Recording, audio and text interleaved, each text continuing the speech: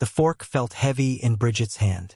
Not because of its weight, the American messal utensil was actually lighter than the vermict issue she'd used for 3 years. Heavy because of what sat on her plate, a triangular slice of something pale and creamy that the cook had just called New York cheesecake. Camp Ruston, Louisiana. November 1944. The messal smelled like roasted turkey and industrial disinfectant. Thanksgiving, the Americans said, a holiday about being grateful. Bridget wasn't sure what she was supposed to be grateful for. Being captured, being alive, being fed food that made no sense. Go on, Sergeant Rita Morales said from behind the serving counter. Black woman, maybe 30, arms crossed, watching them like a scientist observing rats in a maze. It won't bite. Marlene Cole, 28, former Wehrmacht nurse, stared at her slice like it might explode. This is cheese. Her English was better than Bridget's, but the question still came out mangled. Sweet cheese. Bridgetette cut off a small piece with her fork. The dessert had layers, some kind of crust on the bottom, then the pale filling, smooth as silk. She brought it to her mouth. The taste hit her like a slap. Sweet, creamy, rich in a way that made her teeth ache. Nothing like the quark her mother used to make. Nothing like any cheese she'd ever known. Her face contorted. She couldn't help it. This is cheese. The word came out strangled like cork with sugar. Marlene started laughing. Not a polite laugh, not a quiet German laugh. The kind of hysterical, almost violent laughter that made the American guards at the next table look over. She laughed until her shoulders shook, until tears started forming in the corners of her eyes. They're joking, she gasped in German. It's a prank. American joke about PS. Give them spoiled dessert. Call it cheese. It's not spoiled, Dora whispered. Dorothea Brandt, 19 years old, youngest of the 3, former cipher clerk from Hamburg. She'd taken a bite while Marlene was laughing, and now her eyes were watering for a different reason. It's good, Doro said, her voice cracking. Why is cheese good like this? Jit looked down at her plate again, took another small bite. The sweetness coated her tongue, the texture impossibly smooth. Her hand started trembling. Sergeant Morales walked over to their table, pulled out a chair, turned it backward, sat down like she had all day. That's cream cheese, sugar, and graham crackers. Honey, each word enunciated clearly like she was teaching children. Welcome to America. The fork slipped from Bridget's fingers, clattered against the plate. Cream cheese, she repeated.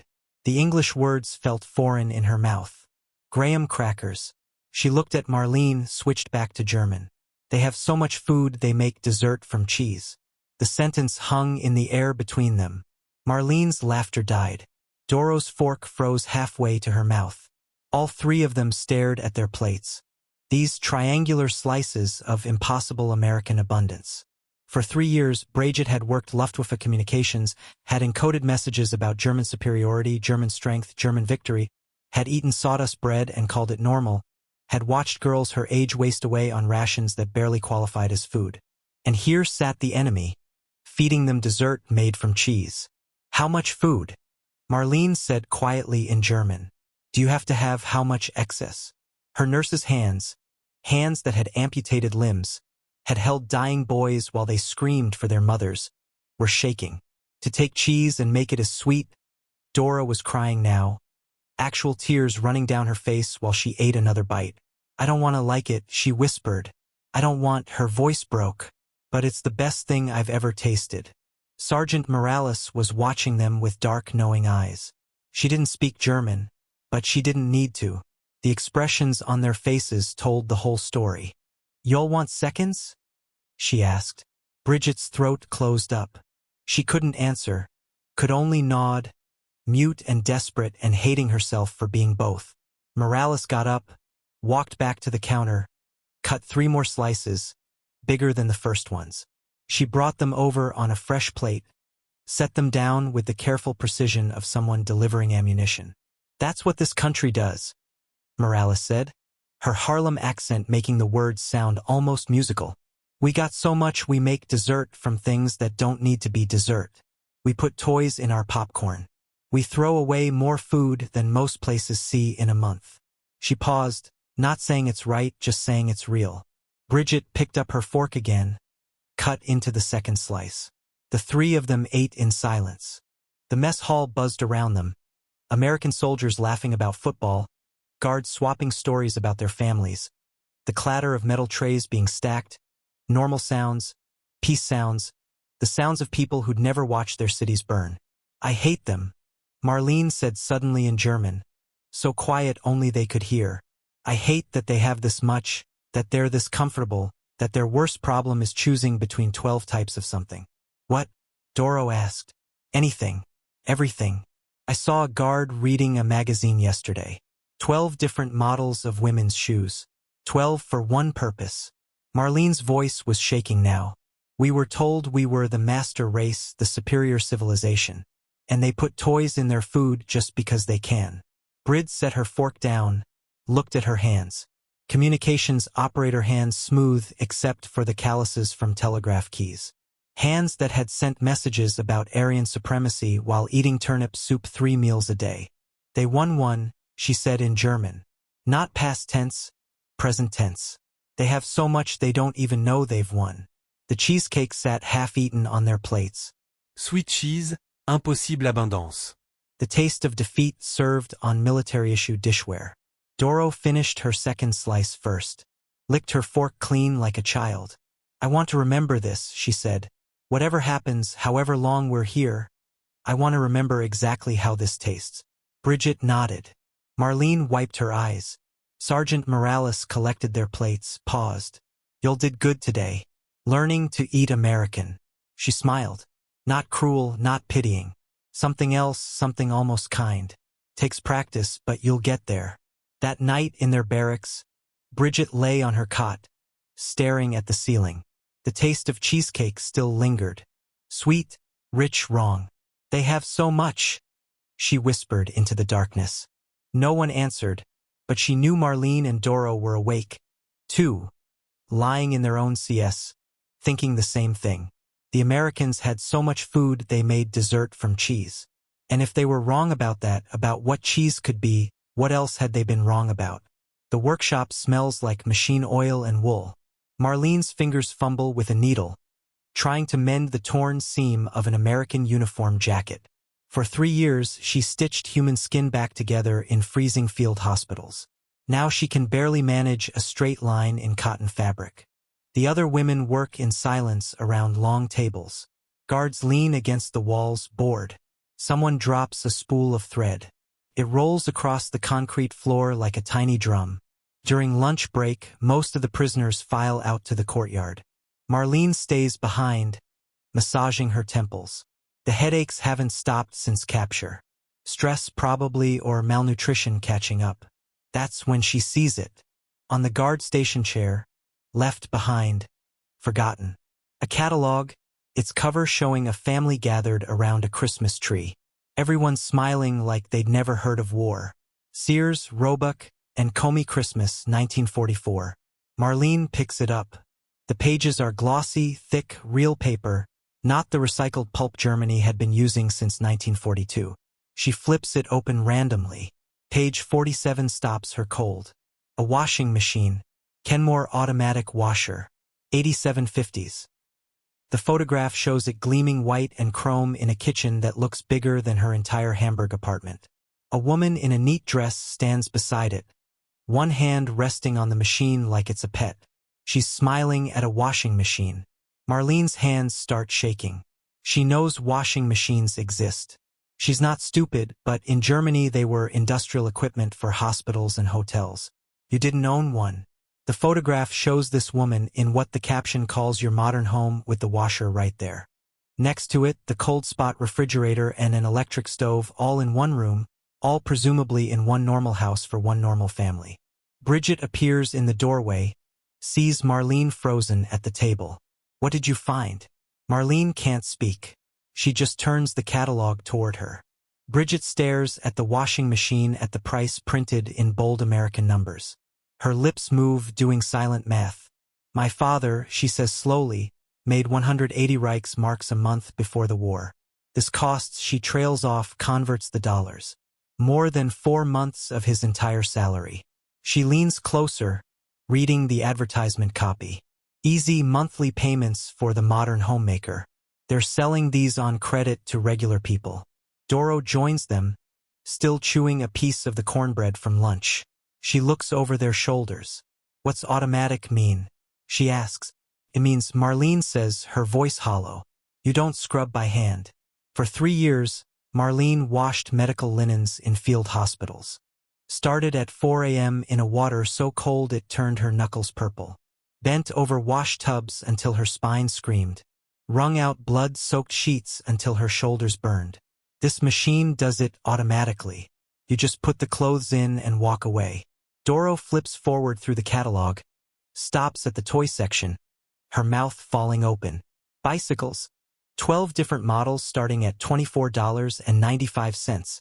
Red Ryder BB gun, $290. Flexible flyer sled, $69.98. She grew up sharing one room in a Hamburg tenement with her mother and 2 sisters. They owned a wooden doll between the 3 girls took turns playing with it one day each. This catalog offers 12 kinds of bicycles like it's normal for a child to choose. Look at this. Bridget whispers, turning to the appliance section. Page after page. Electric mixers, vacuum cleaners, toasters that do 4 slices at once. Her finger traces down a column of prices. This toaster costs less than I made in a month as a Luftwaffe operator. Marlene finds the clothing section. Women's shoes. 43 different styles. 43. She owned 2 pairs. Her entire adult life. The 3 women sit down at the table together, the catalog between them like forbidden scripture. Outside, other prisoners are laughing about something. A guard's radio plays Glenn Miller. Normal sounds from a universe that suddenly seems impossible. For 11 minutes, they don't speak. They just turn pages. Bedroom furniture sets, living room couches, kitchen curtains. Each page showing abundance so casual it looks fake. Doro touches a photograph of a girl's bedroom. Pink wallpaper, white furniture, stuffed animals arranged on a bed. This is one child's room, she says. One child lives here alone with a radio on the nightstand. Bridget adds, pointing. A $12.95 radio just for a child in her own room.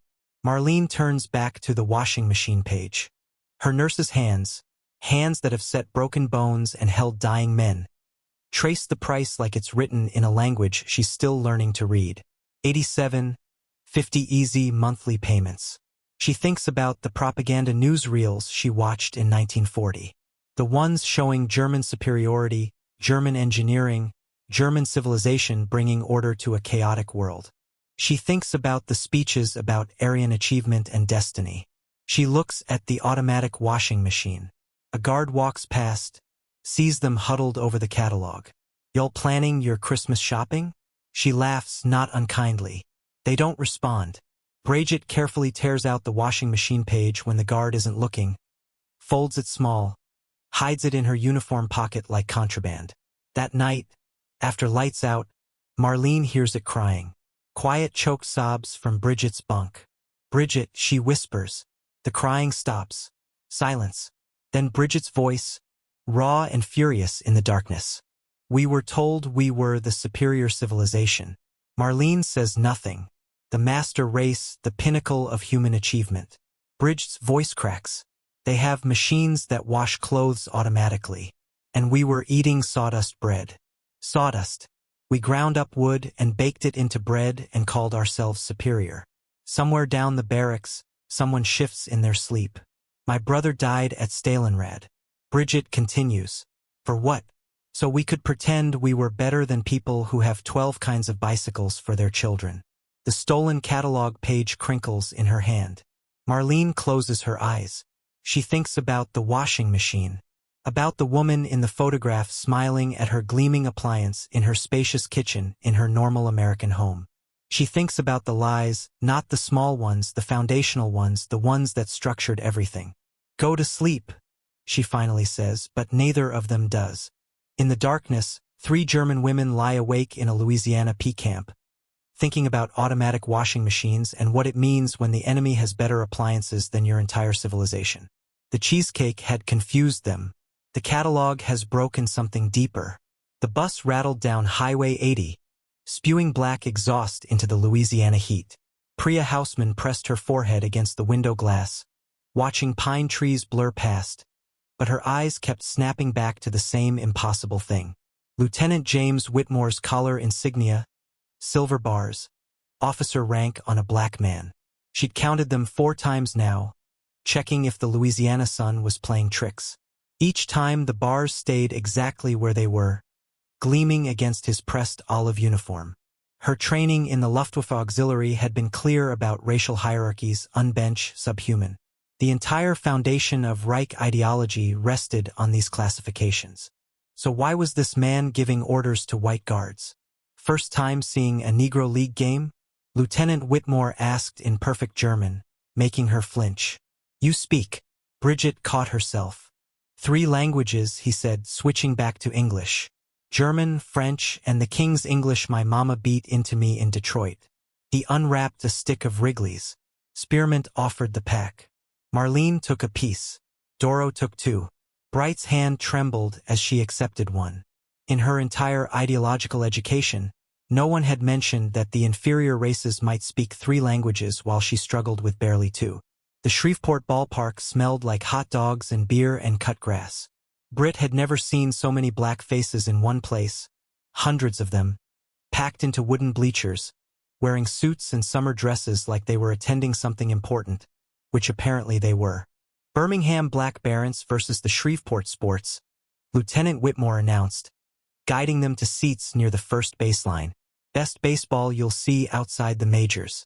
Why not in the majors? Doro asked. Whitmore's smile went flat.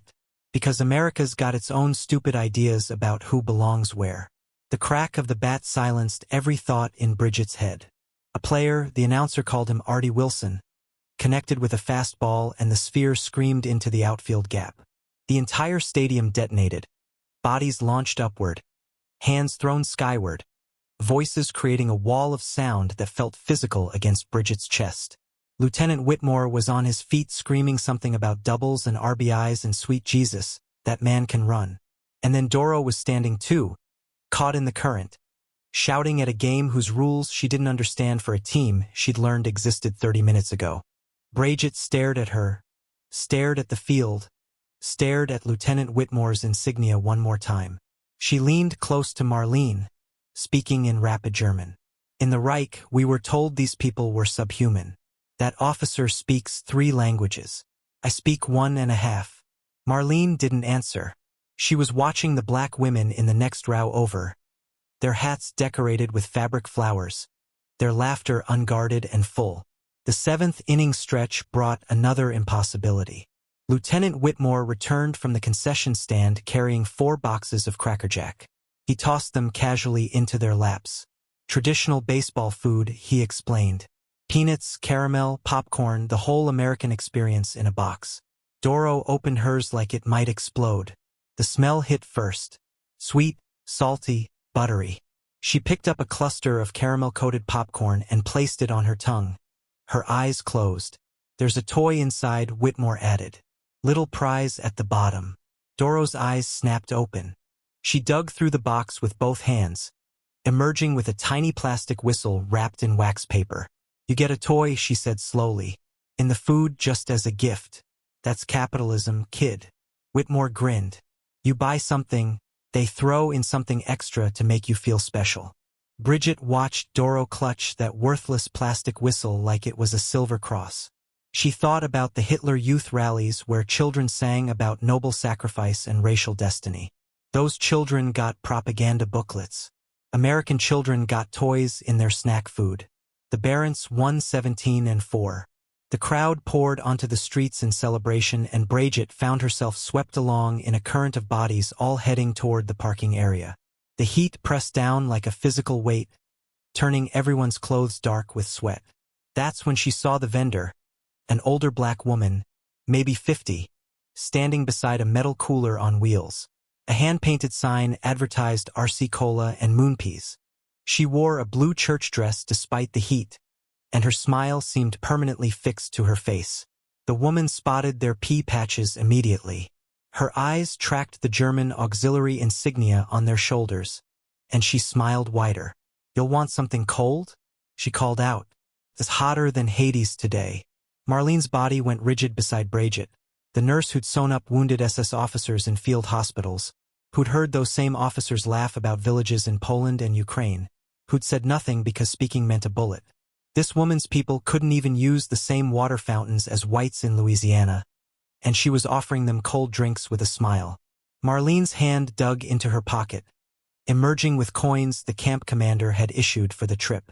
She approached the cooler like she was advancing under fire. "3," she managed in English. "3 RC. The woman pulled the bottles from ice water, droplets streaming down the glass. She popped the caps with a practiced motion and handed them over, still smiling. "Y'all enjoy now and welcome to Louisiana, even if the circumstances ain't ideal." The RC Cola burned cold down Britton's suit's throat. She'd had soda exactly twice in her life before the war. Both times at expensive cafes her father couldn't afford. This woman was giving it to enemy soldiers for pennies. On the bus back, nobody spoke for the first 20 m. Bridget watched the bottle in her hand, watched condensation roll down the glass, watched Doro blow her little plastic whistle so softly only they could hear it. Lieutenant Whitmore sat up front reading a newspaper in the failing light. Marlene broke the silence, her voice barely audible over the engine. "That vendor she saw our uniforms. She knew. She knew." Bridget confirmed and she smiled. She smiled. Doro blew the whistle again. "One short note. Lieutenant Whitmore outranks the white guards," she said quietly. "That woman sells soda to enemy prisoners. The cheesecake, the catalog, the washing machines." She pressed the whistle to her chest like it was something precious. "Everything we were told was a lie, wasn't it?" The bus hit a pothole. Bridget's RC Cola splashed against her thumb. She licked it off without thinking, the sweetness mixing with salt from her skin. "Not everything," Marlene said finally. "They told us America was our enemy. That part was true. Was it?" Bridget countered.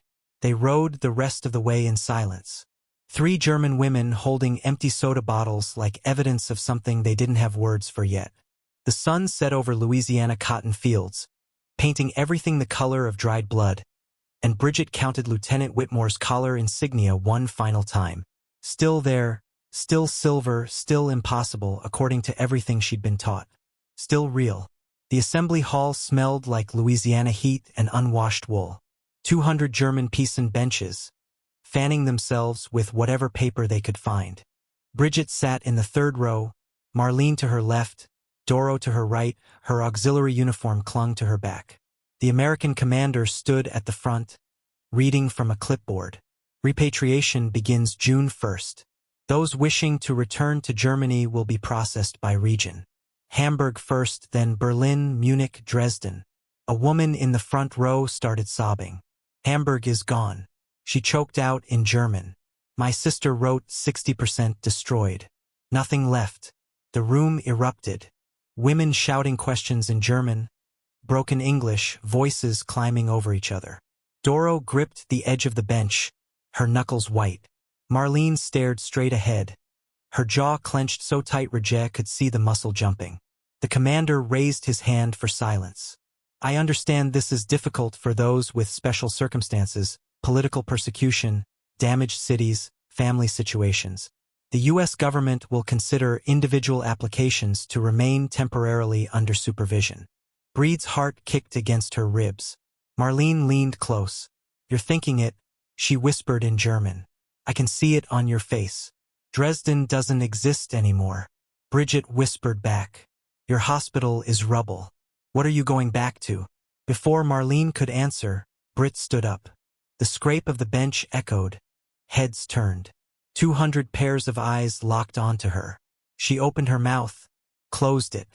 The words were there behind her teeth, enormous and treasonous.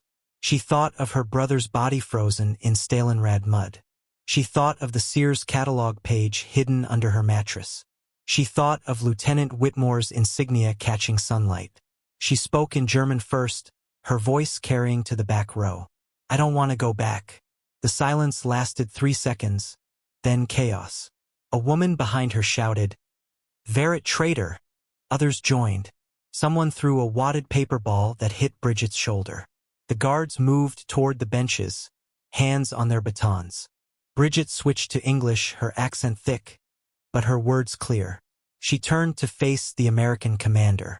For 3 years, I sent messages. I encoded words about our superiority, about our destiny. Her voice cracked, and here the enemy gave me cheesecake.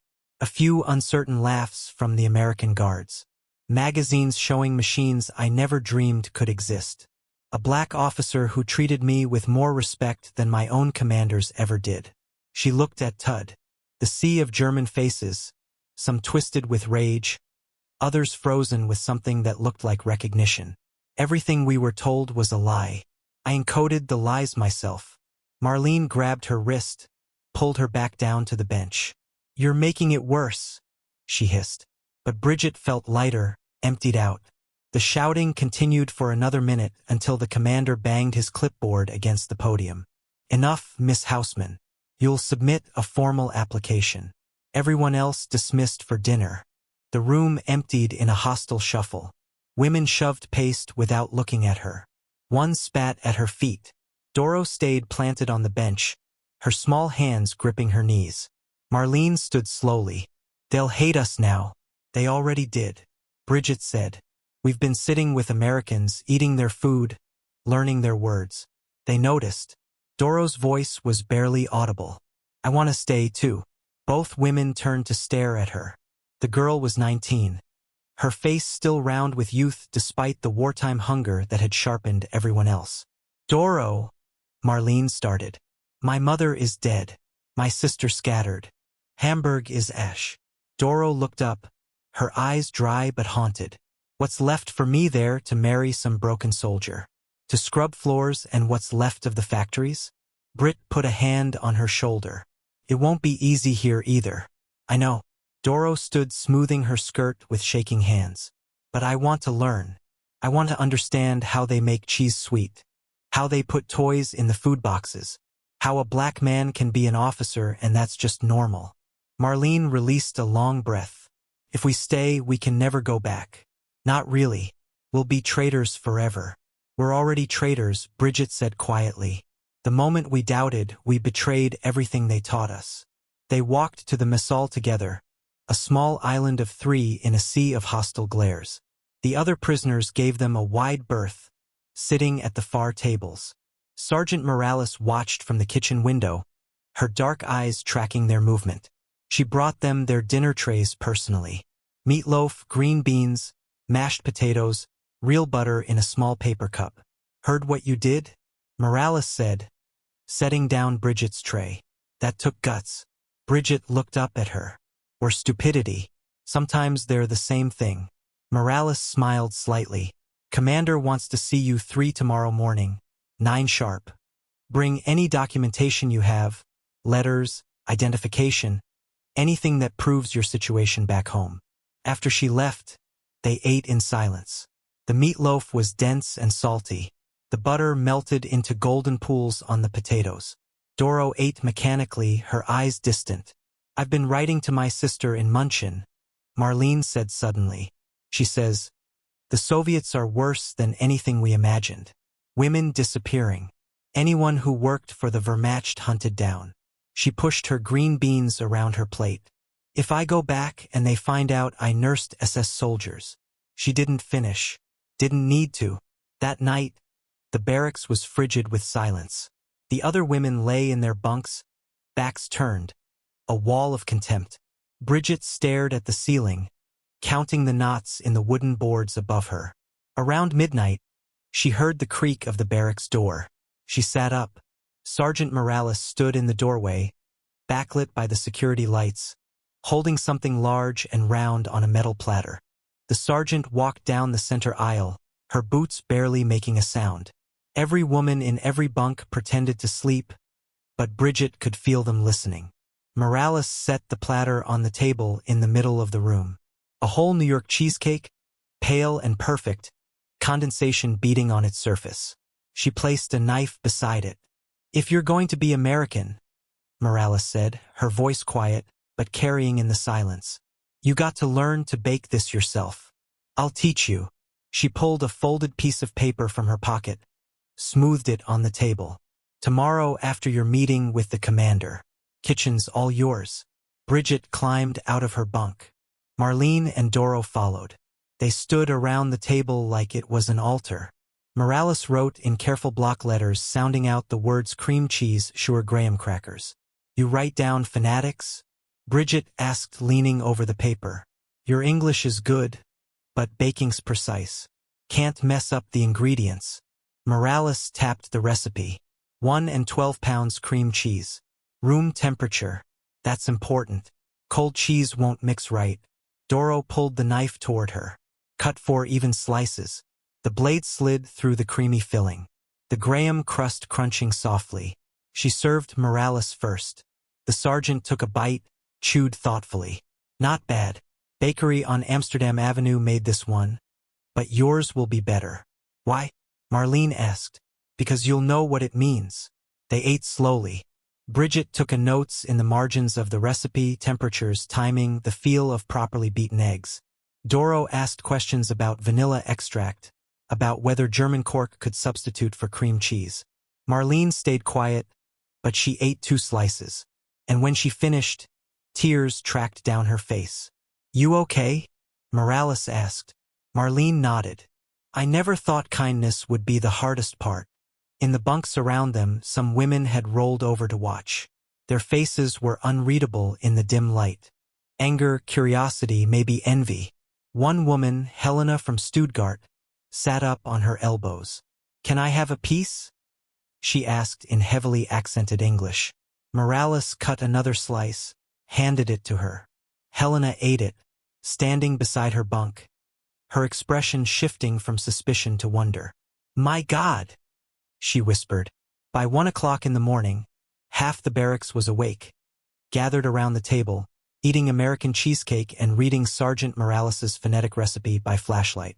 Not everyone. Some women kept their backs turned, their rejection absolute.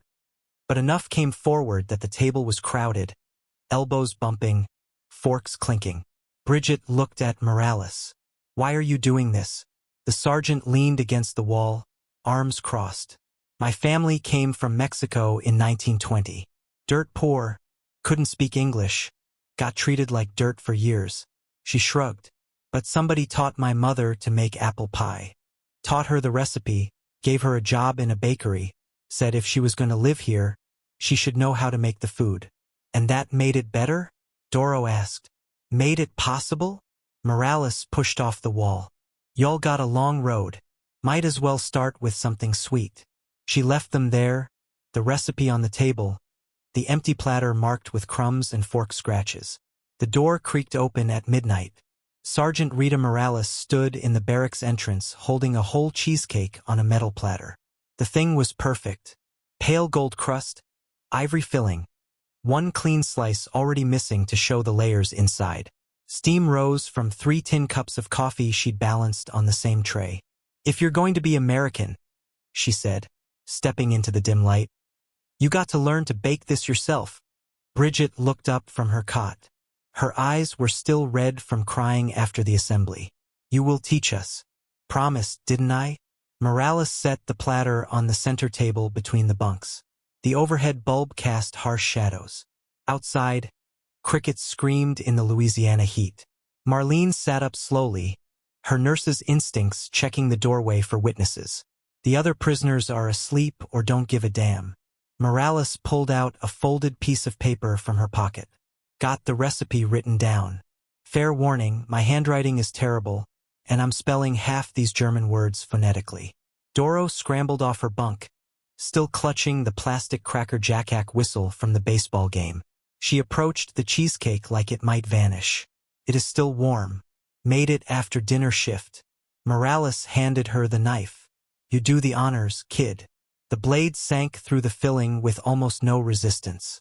Doro's hands shook as she carved the first triangle, cream cheese, oozing slightly at the cut. She'd been hungry for 5 years straight in Hamburg. She'd watched her mother trade her wedding ring for half a moldy potato. And here was an American sergeant baking them dessert at midnight because they'd declared themselves traitors to the Reich. Bridget took the recipe paper. The handwriting was indeed terrible. Letters crammed together in urgent scrawls. Cream cheese. 2 packages. Oat sugar. 3/4 cup. Graham crackers. Crush real fine eggs. 3. Room temp or they curdle. She studied it like the cipher keys she used to decode at her Luafa station.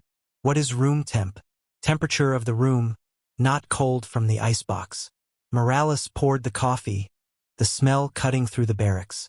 Usual stink of unwashed wool and fear. That's important. Cold eggs make lumps. Marlene accepted a cup, cradling it between her palms. In Dresden, we had no eggs for 2 years.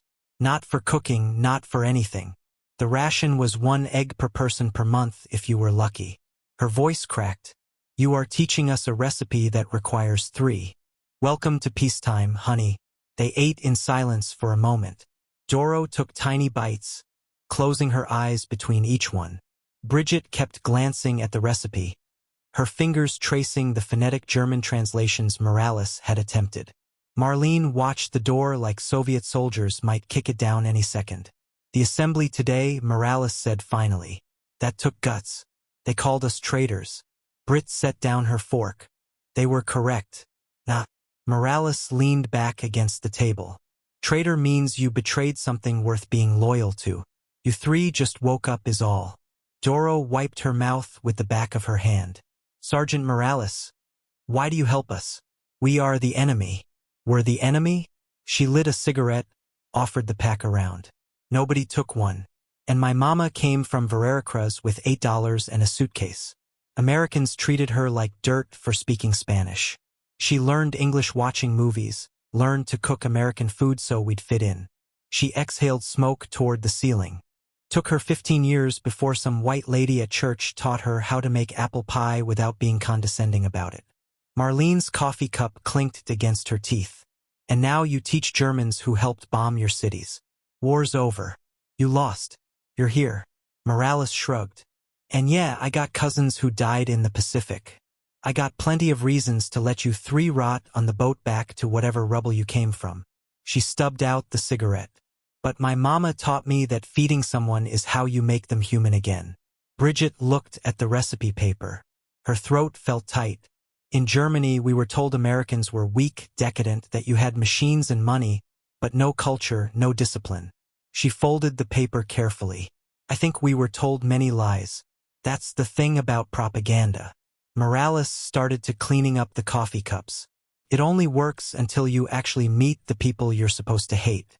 A sound from outside. Footsteps on gravel. All 4 women froze. The steps passed by, fading toward the guard tower. Doro let out a breath she didn't know she'd been holding. Tomorrow morning, Morales said quietly, you meet with Commander Willis about your applications. You'll need documentation. Letters from family about conditions back home. Proof you'd be in danger. Marlene, those letters from your sister in Munich. You still got them? Yes. She wrote about the Soviet soldiers, about what they do to women who worked for the Wehrmacht. Marlene's voice was flat, clinical. I saved them. Good. Bring everything you have. Morales moved toward the door, then paused. And listen, the 3 of you sticking together, that's smart. Makes you look like you got a support system. Americans love a support system. Breed stood, still holding the recipe. Sergeant, when do we learn to make this?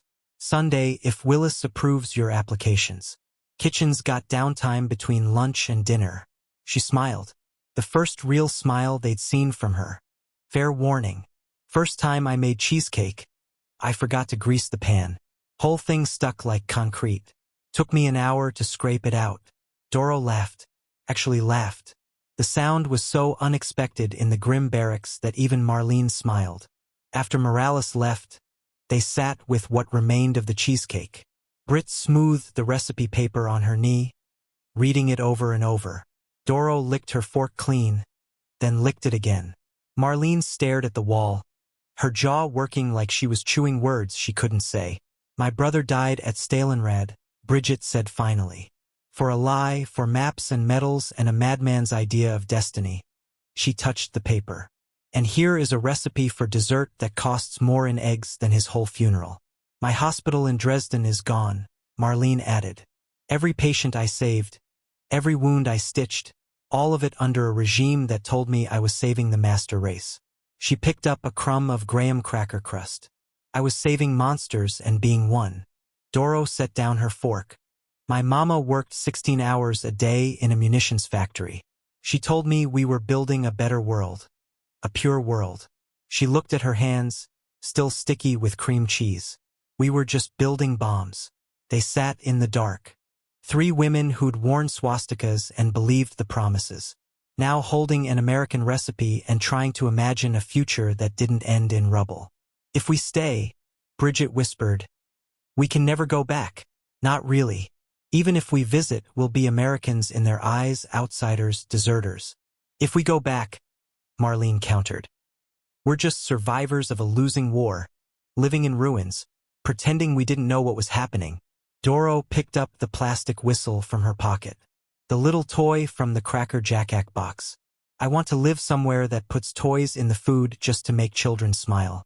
Bridget folded the recipe into careful squares, creasing each fold with her thumb. Then we learned to bake American desserts. We learned to say cream cheese without an accent. We become whatever we need to become. And we remember Marlene said, everything we were, everything we believed. So we never believe lies like that again. They finished the cheesecake, licked the plates, washed them in the basin by the door, and put everything back exactly as it had been, erasing the evidence of Morales's midnight kindness. But Bridget kept the recipe. 20 years later, in a bakery in Queens, a reporter asked her what made her stay in America. She was 54 by then, her accent softened, but never gone. Flour dusted her apron. The smell of baking cheesecakes filled the small shop. She made 30 a day, sometimes 40 around holidays. A black sergeant, she said, weighing cream cheese on a scale, taught me that cheese could be sweet, that you could take something I thought I understood completely and transform it into something beautiful. She poured sugar into a mixing bowl, the crystals catching light. And if I was wrong about that, she said, I was wrong about everything. The mixer hummed to life. Outside, New York traffic honked and swore in a dozen languages. Inside, an old German woman who'd once encoded messages for the Luftwaffe folded egg whites into filling, creating something soft from something that had been hard. The reporter scribbled notes, asked about her family back in Germany, about guilt, about forgiveness. But Bridget just kept baking because some questions don't have answers. They just have recipes. And sometimes learning to make one perfect thing is enough.